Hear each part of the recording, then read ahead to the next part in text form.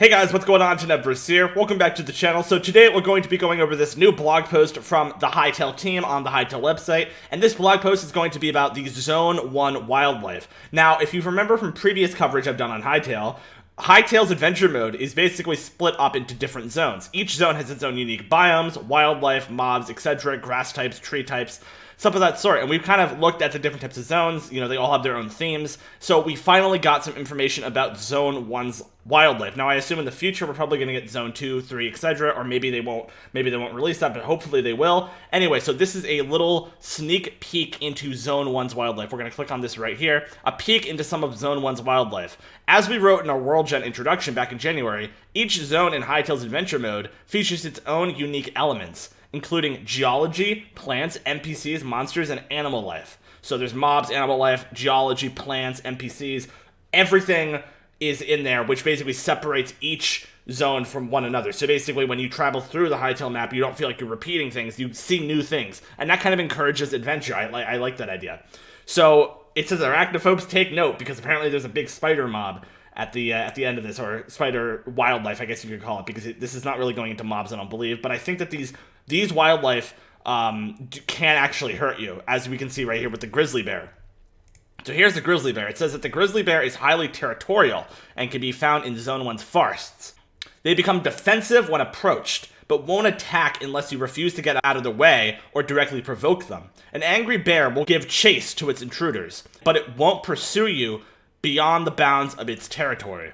So if you go into the territory of the bear and attack it, it's going to attack you, or like approach it, it will attack you. But if you just like passively pass by it in its territory, it won't attack you, which is interesting. That's kind of like similar to the way bears kind of behave in real life for the most part. I mean, there are some really aggressive bears, but for the most part, bears generally behave that way. So I like that. Also, here's a little picture of a bear sleeping.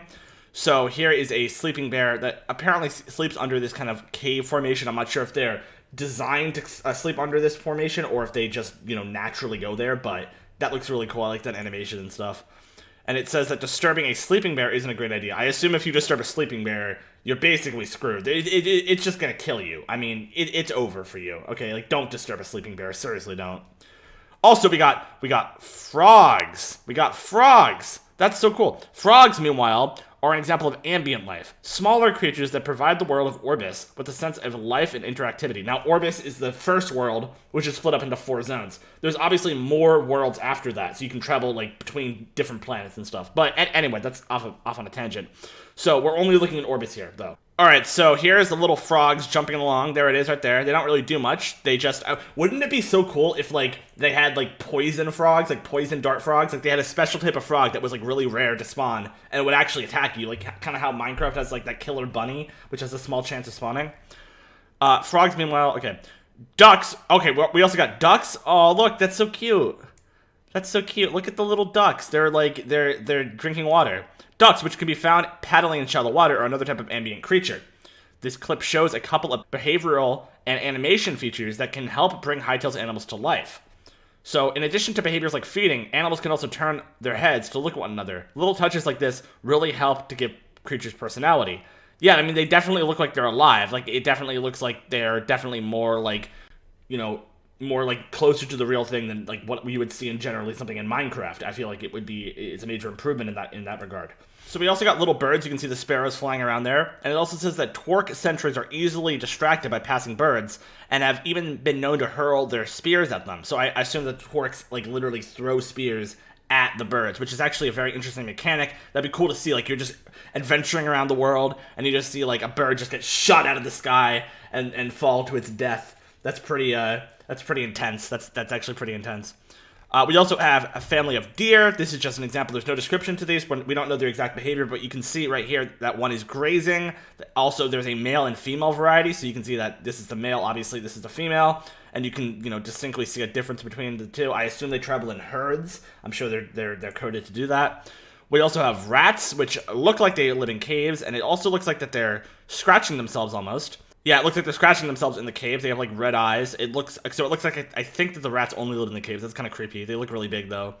Also, bats in caves, and we also have some interesting ores up here. So we got the bats. They look like they're pretty scary looking. And we also have some pink ore up here, which I've never really seen before. There's also the noble pigeon, The noble pigeon. Now, I'm not sure why this wasn't included in the bird section. Perhaps it's because this is a specific type of bird which is necessary for your adventure or something. Therefore, they separated it out. I'm not sure. I'm just guessing. I'm not sure if that's actually correct. And finally, we have this giant spider, which actually has really cool mechanics climbing up a tree. Now, we see some mushrooms right here. And check the way that it goes up the tree. Look at that. Look at that. And in the background up there, you can actually see little birds flying. See that? So background, you can see little birds, and the spider just goes up the tree, which is awesome. So yeah, that's pretty much all I have to show you guys right now. But apparently they're going to be making more blog posts about the number or the sheer amount of wildlife that they have, because they have literally so much. So I'm excited for that. Anyway, hope you guys enjoyed. Make sure you leave a like on this video, and I'll see you guys later. Peace out.